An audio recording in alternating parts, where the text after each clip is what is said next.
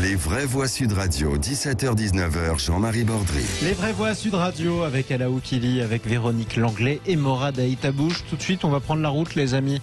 C'est le chassé croisé. Est-ce que vous êtes prêts à passer à l'électrique?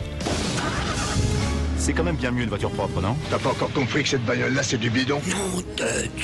Nuit, jour. C'est pas Versailles ici. Nuit, jour. C'est pas Versailles. On va pas s'engueuler pour une bagnole. Les voitures, je suis contre. À cause de la pollution. Elle le sait bien, tellement bien.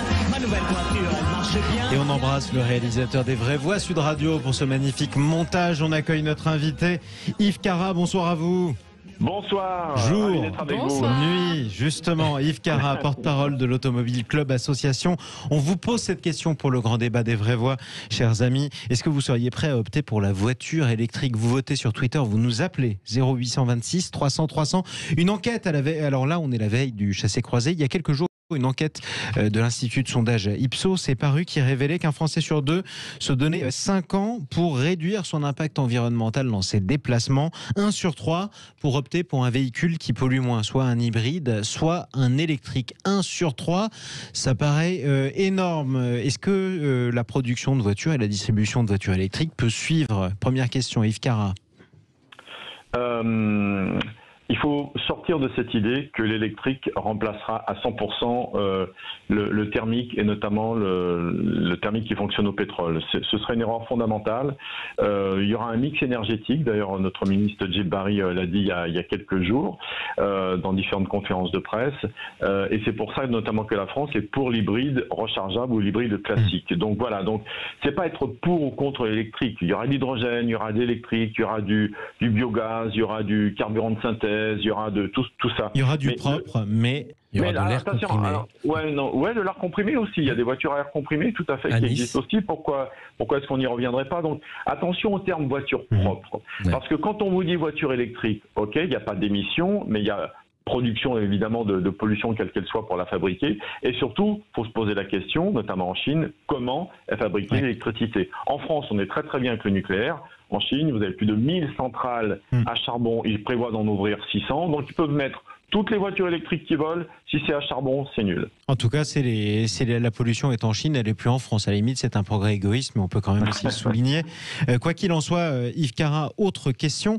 On a fait ce débat dans les vraies voix à la veille du chassé croisé volontairement. En général, les Français vont, par exemple, de Marseille jusqu'à, pourquoi pas, jusque dans le Roussillon ou ailleurs, de Paris jusqu'à Marseille.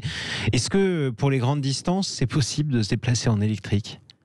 Oui, c'est possible quand on a le temps. Voilà, ça aussi rapidement. Oui, non, mais bon, il est très clair qu'aujourd'hui, le même trajet, si vous voulez Paris, on va dire aller Bordeaux ou l'île de Léron, c'est 4 à 5 heures en plus. Voilà, ça c'est très clair, pour le temps de s'arrêter, de recharger. Il y a des bons restos, il y a des bons restos. Pardon Yves, mais ça dépend avec quel type de véhicule, parce qu'aujourd'hui, vous avez des voitures avec des autonomies de 500 km et Tesla annonce pour l'automne prochain une autonomie de 800 km, ce qui est énorme. Tout le monde n'a pas les moyens de s'acheter une Tesla. Non, mais là, en l'occurrence, 500 km aujourd'hui, on va de plus en plus vers ce type de voiture, 500 km d'autonomie. Yves Cara. Alors, je vais vous expliquer quelque chose. Il se trouve que pour des raisons professionnelles, avec Vinci Autoroute et Radio Vinci Autoroute, une autre radio qui est sur l'autoroute, et l'Automobile Club Association, je fais chaque mois de juillet près de 6000 km sur tout le sud de la France. Et cette année, je le termine justement aujourd'hui, j'ai fait plus de 6000 km avec une hybride rechargeable. Donc, je me suis arrêté sur les aires d'autoroute, j'ai rechargé dans des petits villages et j'ai beaucoup discuté avec les personnes qui ont des voitures électriques, pas seulement des Tesla. Dites-vous bien que l'autonomie d'une voiture électrique, et je le tiens des usagers, n'est que de 60% à l'usage de l'autonomie annoncée. Pourquoi? Je vais vous expliquer. Parce que vous ne prenez jamais le risque d'être à moins de... Alors attention, soyons clairs. À l'Automobile Club Association, on n'est pas contre les voitures électriques, mais il faut être très clair avec ce qui est annoncé. Donc vous ne prenez jamais le risque d'être à moins de 20%, donc en bas de l'autonomie annoncée. Et pour recharger la batterie de 80% à 100%, c'est très long, c'est compliqué, la batterie n'aime pas, vous réduisez sa durée de vie. Donc, à l'usage, vous n'avez que vraiment 60% de l'autonomie. Donc, quand on annonce 500 km, vous prenez 10%, vous multipliez par 6, ça fait 5 x 6, 300 km. Donc à l'usage, encore une fois. Bien sûr que si vous allez de 0 à 100%, vous avez 500 km. Autre question. Juste une question complémentaire. Question complémentaire, vous allez reprendre la parole aussi sur l'autoroute. Yves Cara, on a tendance à aller à 130, c'est la limitation de vitesse. Est-ce que la voiture électrique, enfin la motorisation électrique, elle supporte ce genre de vitesse? Oui, complètement. Sur la durée? Oui, sur la durée, 130 km, vous aurez une autonomie moindre que si vous êtes à 110. Mais oui, tout à fait, vous pouvez rouler à 130 km/h. Maintenant, il est vrai que les voitures électriques, aujourd'hui, c'est pas vraiment fait pour les longs trajets autoroutiers, sauf effectivement les Tesla. On en voit de plus en plus parce qu'ils ont un réseau de recharge dédié, qui n'est pas gratuit. Il faut bien dire que la recharge électrique n'est pas gratuite. Et puis souvent, on les voit derrière les camions prendre l'aspiration pour rouler et dépenser le moins d'énergie possible. Alors avoir une voiture à 80 000 € pour rouler à 110 derrière un camion, je ne suis pas sûr que ce soit une bonne idée. Morad, puis Véronique, puis Alain. D'abord, il existe un championnat de Formule 1 électrique. Donc c'est bien la preuve que ces voitures-là ont une vraie puissance. Bémol d'Yves Cara. C'est pas de la Formule 1 électrique, c'est de la Formule électrique qui n'a rien à voir avec la Formule 1. Alors pardon pour avoir vu par exemple à Paris sur les Champs-Élysées et surtout au Trocadéro la compétition, je peux vous garantir que les voitures vont très très vite. C'est le bruit du moteur qui donne l'impression qu'elles vont moins vite. Ce que je veux dire à propos de la remarque et de la réserve de Yves, ce qui est très important. Je vous très important. Non, mais c'est moi qui vais vous rappeler 2 ou 3 règles. Je vais vous laisser répondre, Cara. C'est moi qui ai pas encore répondu. Je vais vous laisser lui répondre. J'ai laissé terminer son raisonnement à Morad et ensuite vous le fact-checkerez. Et on va le dire en anglais comme ça. Morad. Alors non, à propos évidemment de l'autonomie, ce qu'il faut dire aujourd'hui, c'est que la technologie pour les voitures électriques évolue à vitesse grand V. On voit par exemple qu'en Norvège, 50% de la population possède une voiture électrique. Donc ça veut dire que aujourd'hui, tout ce qui va être développement du génie justement sur les voitures et sur le carburant, en l'occurrence là l'électricité, je peux vous garantir que demain nous aurons des bornes parce que nous aurons des voitures, parce que tout ça il faut le favoriser. Si on regarde ce qui se passe en Norvège, l'État a favorisé justement l'achat de voitures électriques en donnant des primes conséquentes aux usagers. Est-ce que c'est la solution? Yves Cara, vous allez répondre. Alain Oukili. Alors moi, ce qui me pose un vrai problème, c'est comment l'industrie de la voiture électrique évolue, mais il y a quelque chose qui ne va pas changer, c'est qu'on a besoin d'électricité en fait. Et que je sache... Les calculs disent que les Français parcourent chaque année 725 milliards de kilomètres.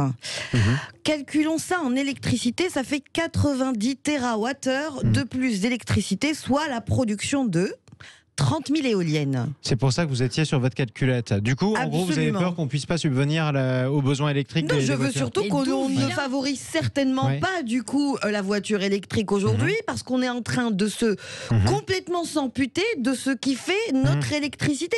Il est hors de question que l'on ait 30 000 éoliennes sur le territoire français, sauf si vous voulez une guerre civile et défigurer tout le pays. Ça, c'est un autre débat, les éoliennes, mais j'ai compris ce que vous disiez. Mais du coup, non, et puis on a abandonné 2 projets quand même extraordinaires, Astrid, donc des EPR, des centrales nucléaires de 4e et 3e génération qui sont... Donc vous avez peur en tout cas qu'on puisse plus les alimenter. Mais on ne va pas pouvoir, c'est impossible. Yves Cara. Alors, je reviens donc sur la Formule 1 et la Formule électrique. Ils sont 2 championnats totalement différents, qui sont indépendants, qui n'ont rien à voir et qui sont complémentaires. Et les formules électriques n'ont rien à voir. Je répondais juste à la question de Jean-Marie qui demandait si les voitures électriques avaient la puissance et allaient vite. Vous êtes d'accord que ça va vite? Ça va vite. Bon, Yves Cara, vous êtes d'accord que ça va vite ou pas? La notion de vitesse sur un circuit, les Formule 1 et les formules électriques, ça n'a absolument rien à voir. Et d'ailleurs, les Formule 1 sont hybrides et vont bientôt fonctionner avec un carburant de synthèse. Je le précise, qui ne sont pas du pétrole. Morad nous parlait des aides justement distribuées par les Norvégiens pour faire passer plus de la majorité de leur population à l'électrique. C'est la bonne technique ou pas, Yves? Alors, c'est une technique effectivement au démarrage pour aider, pourquoi pas, un mode de fonctionnement, un mode d'énergétique. Mais attention, on ne peut pas se comparer avec les pays nordiques. Je vais vous dire, ne serait-ce qu'au niveau des bornes de recharge. Moi, 80% des personnes que j'ai rencontrées qui rechargeaient leur voiture n'étaient pas des Français.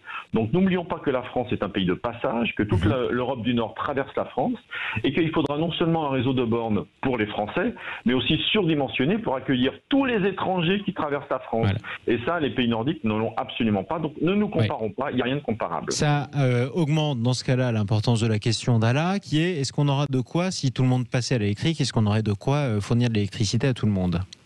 Alors notre ministre Djebbari l'a dit, dans 2035, si on est tous à l'électrique, il faudra 10 fois plus d'électricité, et en 2040, il en faudra 15 fois plus. Pardon, excusez-moi.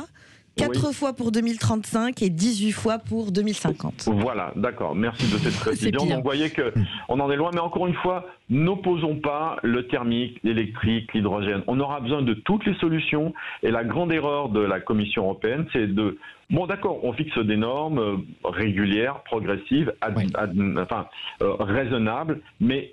La grande erreur qu'ils font, c'est d'obliger tout le monde à aller vers l'électrique. Vous savez, l'électrique, c'est pas nouveau. Hein. Au début du XXe siècle, il y avait plus de voitures électriques que de voitures thermiques. Et si le thermique s'est imposé, c'est parce que le rendement énergétique est sans égal. Donc, on y vient, ça progresse. Mais il y a quand même des lois électromagnétiques qui vont être difficiles à contourner, notamment au niveau des batteries, tant qu'on n'aura pas une nouvelle technologie. Donc, attention, on aura besoin de toutes les énergies et ne croyons pas que l'électrique, notamment avec les batteries, remplacera le thermique à 100%. Véronique Langlais va vous répondre dans quelques instants. Moyens aussi, parce que le problème c'est ça, c'est que le Français n'a pas non plus forcément les moyens de changer de véhicule. Alors justement, ça c'est la question du coût qui est un des principaux, voire le principal frein à l'achat pour les Français, s'est révélé dans cette enquête Ipsos pour Vinci Autoroute. Vous allez justement revenir sur cet aspect-là, vous qui êtes motarde par ailleurs, Véronique Langlais. J'aimerais qu'on écoute Eric au 0826 300 300. Vous nous appelez de Bordeaux, Eric ?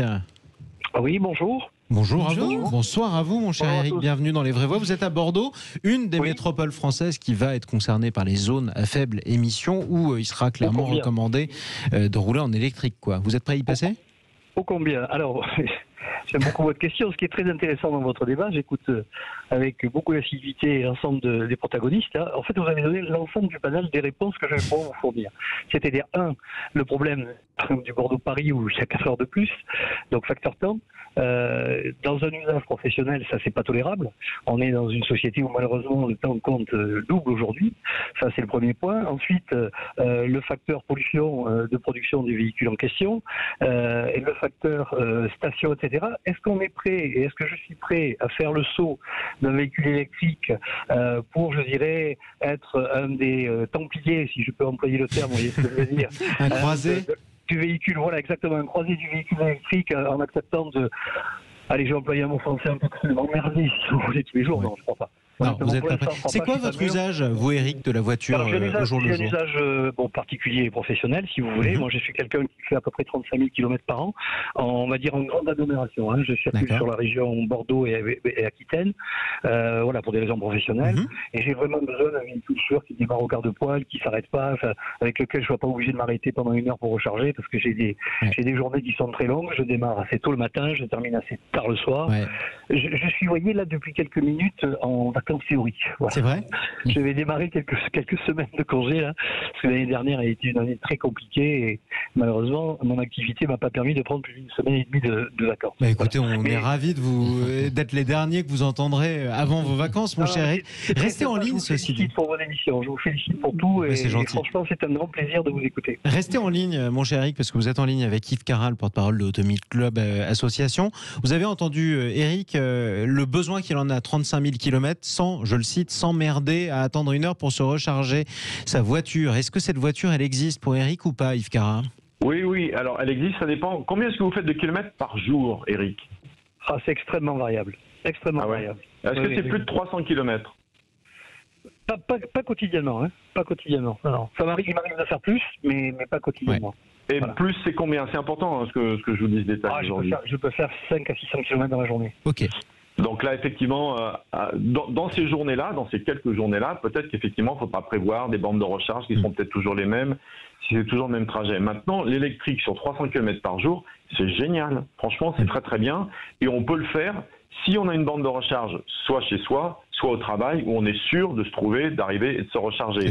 Maintenant, quand on doit commencer à utiliser les bornes de recharge, d'abord qui sont payantes, n'oublions pas que par exemple sur le réseau Ionity, pour le citer, parce que c'est principalement sur les autoroutes qu'on le trouve, c'est 0,79 € la minute. Il faut à peu près 30 à 40 minutes pour recharger 300 km, donc vous avez 30 € pour 300 km. Donc, un petit plein, quoi. Sortons de cette idée que c'est gratuit. Mais franchement, l'électrique, ça peut être très très bien si...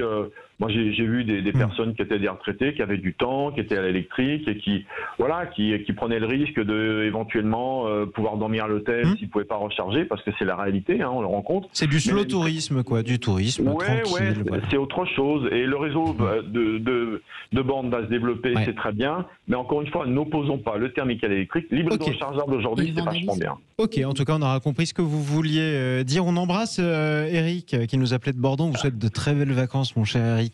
Et vous vous rappelez quand vous voulez au 0826 303 ans. Véronique, vous reveniez sur la principale préoccupation des Français qui veulent passer à l'électrique, c'est le coût. Alors, il y a le coût, mais il y a aussi, par exemple, pour les deux roues, pour l'instant, il n'y a pas tellement d'alternatives à part les scooters. En moto, on a juste une moto, il me semble, qui est une Harley Davidson.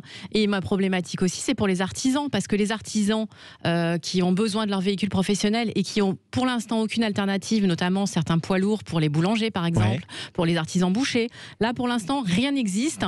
Donc moi, je veux bien aller dans le sens des lois et dans le sens du bon vouloir des maires des grandes villes, mais il faut quand même trouver les solutions pour les professionnels aussi qui ont besoin de leur véhicule. Morad ? Alors dommage, Eric n'est plus au téléphone, mais je lui aurais précisé que pour un Paris-Bordeaux, on peut prendre le train et c'est juste 2 heures depuis Paris. Donc il faut aussi, et je pense que c'est un changement de paradigme. C'est-à-dire que c'est un mode de vie qu'on doit faire évoluer. Je suis d'accord. Effectivement, avec Yves, lorsqu'il dit qu'il ne faut pas opposer évidemment l'essence avec ou l'énergie fossile avec l'électricité, je pense que c'est quelque chose qui de toute façon nous oblige, nous, à imaginer un nouveau monde. Donc ça veut dire qu'effectivement des dispositifs de recharge, il faut évidemment anticiper, c'est ce que je dis, c'est-à-dire que je n'oppose pas, au contraire, moi je pense qu'effectivement aujourd'hui en France, on a la chance d'avoir un train qui fonctionne très très bien, qui relie des villes, mais qui relie des villes de manière pour le coup très rapide. Et le gouvernement, lorsqu'il dit qu'il incite les gens, mais vraiment à ne pas prendre l'avion, le train. À ne pas prendre l'avion et plutôt prendre effectivement le train. Là, je parlais d'un trajet professionnel. Effectivement, Paris-Bordeaux, moi franchement, quand je vais à Bordeaux, je prends le train. C'est beaucoup plus facile. D'abord, je peux travailler, ça m'évite de conduire. Et en plus, je peux même me reposer. Et vous pouvez plus prendre, si vous voulez faire un Paris par exemple, ou même un Paris-Bordeaux pour prendre l'exemple, vous pouvez plus le faire en avion, vous pouvez toujours le faire en voiture. Est-ce que vous avez peur, Yves Carra, sera ma dernière question, de voir les trajets en voiture être interdits au titre de la pollution en dehors des villes sur certaines distances? Est-ce que ça pourrait venir? Si c'est interdit, je participerai aux émeutes et aux manifestations. Pas d'appel à la violence sur Sud Radio, quand même. Non, mais vous savez, encore une fois, arrêtons de fantasmer, parce que on est construit. Vous savez, il y a un chiffre qui est fabuleux, je trouve, en France, qui est le pays de l'automobile, le pays de la mobilité.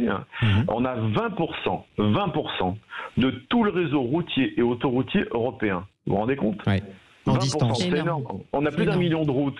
Chaque ferme, c'était d'ailleurs dans la loi, est reliée au réseau. Donc, c'est un patrimoine, il faut l'utiliser.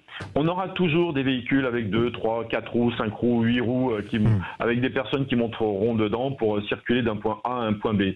Ce qu'on veut juste, c'est l'énergie qui nous permet de le faire la plus propre possible. Mais on en aura toujours pendant encore quelques dizaines d'années. Je ne vois pas ce qui pourrait les remplacer. On a eu les voies romaines, puis on a eu les chevaux, puis on a eu les calèches. On n'arrêtera jamais le progrès, quoi. Et les nouvelles modes. Et l'entretien des routes. Et l'entretien des routes. Oui. Merci beaucoup. Beau sujet, ça. Merci beaucoup, Yves Carra, porte-parole de l'Automobile Club Association. On vous posait cette question sur le Twitter de Sud Radio. Seriez-vous prêt à opter pour le véhicule électrique? Vous répondez non à 85% d'entre vous sur le Twitter. Restez avec nous. Dans quelques instants, le clin d'œil des vraies voix, c'est avec Ala Oukili qui va vous parler des chaînes qui vont aider à restaurer et reconstruire Notre-Dame. À tout de suite.